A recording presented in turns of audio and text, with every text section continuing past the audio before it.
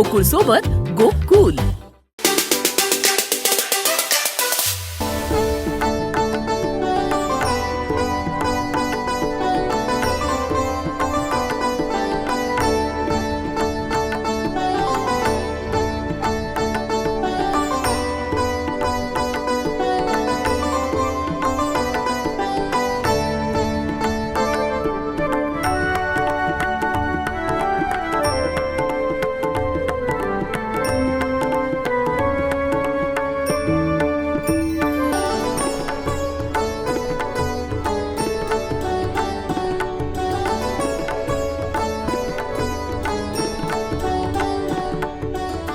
महाराष्ट्रामध्ये प्रसिद्ध असलेले कणकवली तालुक्यातील नांदगाव या ठिकाणी कोळंबा देवस्थान आहे आणि या देवस्थानाच्या ठिकाणी जत्रोत्सवाला आज सुरुवात झालेली आहे. सकाळी धार्मिक विधी झाले आणि त्यानंतर नवस बोली फेडीला सुरुवात आहे, त्यानंतर नवस बोलीला सुरुवात आहे आणि संध्याकाळी महाप्रसाद भाकरी आणि मटण या मांसाहारी महाप्रसादाला सुरुवात होईल. आणि तशा पद्धतीने आपण सकाळपासून बघितलं की भक्तांच्या रांगा लागलेल्या आहेत आणि इथे अध्यक्ष नागेश मोरे यांनी देखील सांगितलेलं आहे की हे कसं नियोजन असेल, भक्तगण किती येतात आणि महाराष्ट्राच्या कानाकोपऱ्यातून हे ते भक्तने येतात. अहमदनगर असेल, कोल्हापूर असेल, पुणे असेल, बेंगलोर येथून येतात, त्यांचे नवस पूर्ण होतं असं देखील त्यांनी सांगितलेलं आहे. त्यामुळे कुठे ना कुठेतरी आत्ता नांदगावमध्ये मोठा उत्साह आहे आणि भक्तिमय वातावरण या कोळंबा देवस्थानी झालेलं आहे.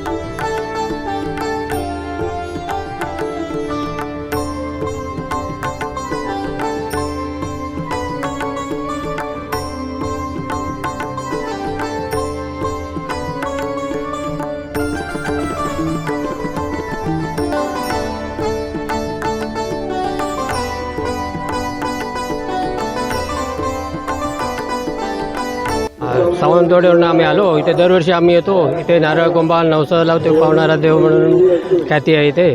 आता माझे सासूरवाड पण इथे आहे. सालाबादप्रमाणे नेहमी येतो, नवसाला पावतो. दरवर्षी आम्ही इथे येतो. स्नेहल सुनील गुरव, मी हळवल गावातून आली आहे आणि मी दरवर्षी इथे कोळंब्याच्या जत्रेला येते. मला या कोळंब्याच्या जत्रेचा चांगला अनुभव आहे, त्यासाठी मी या दर्शनासाठी दरवर्षी येते.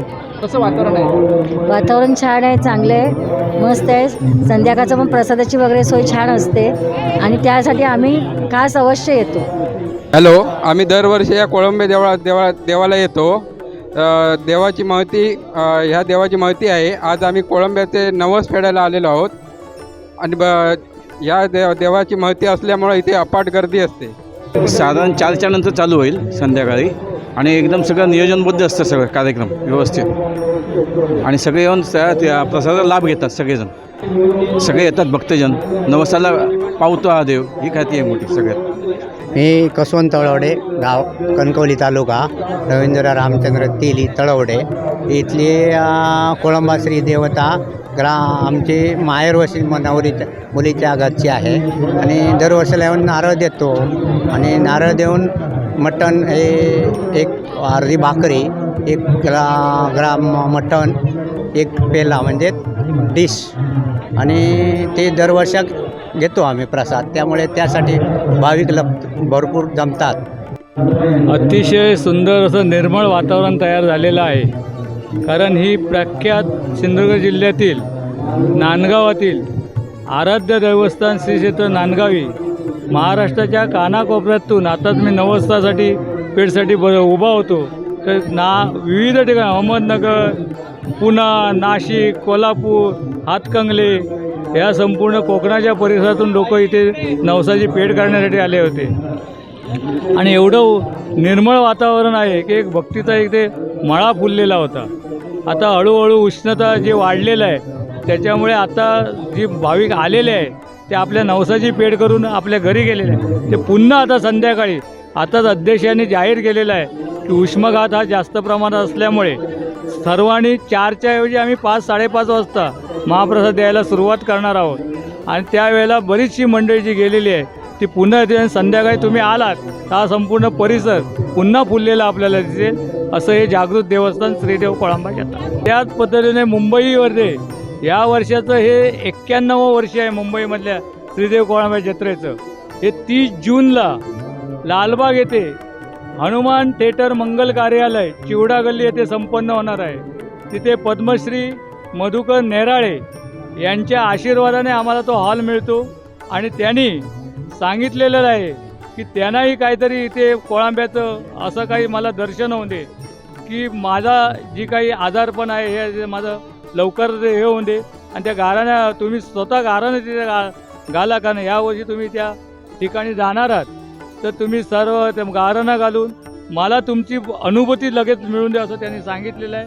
त्याप्रमाणे आम्ही त्यांना तरी गाराणं घातलेलं आहे. खास मधुकर नेराळे हे तमासगीर क्षेत्राचे एक मशहूर असे व्यक्तिमत्व आहे आणि त्यांना पद्मश्री मिळालेले आहे. कोळंबा देवाची यात्रा एवढी जोरदार ग्रामस्थ या मुंबई पुऱ्या महाराष्ट्रातनं भरपूर लोक इली आपापले नवस स्पीडअप केलं या ठिकाणी आणि त्याचा आता आमच्या लोकांनी सर्वांनी महाप्रसाद केलेला आहे.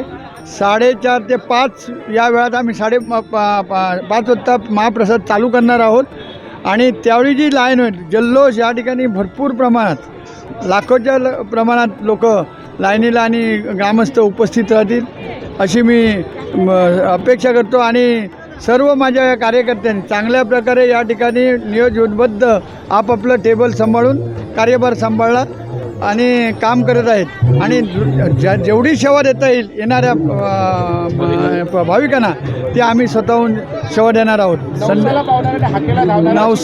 नवसाला पावणारा हाकेला धावणारा ही त्याची आख्यायिका आहे पूर्वीपासून आहे आणि त्याचा मटण भाकरी प्रसाद आम्ही देतो तो आवडीन खाण्यासाठी आणि लोक एक वेगळा प्रसाद आपल्याला मिळतो एक चांगल्या प्रकारे म्हणून लोक त्या आशेने येतात आणि नवसही बोलून आपापला जो मनातील नवस असतात तो परिपूर्ण झाल्यानंतर अशा प्रकारचा नवस आपण पेडअप करतात ही लोक आणि जातात.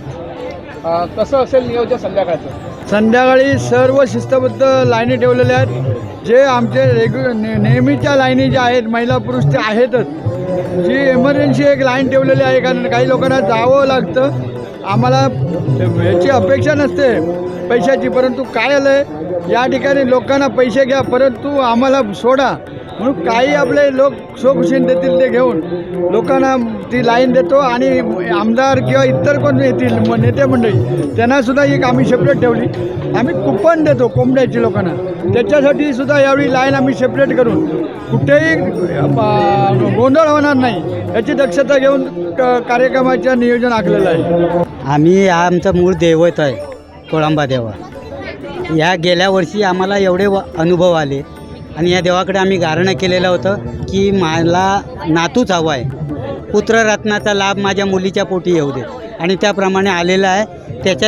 त्या निमित्तानं आम्ही हा बकरा आणि हे नेहमीचं भक्ष्य आहे ते आम्ही त्यांना देतो आहे.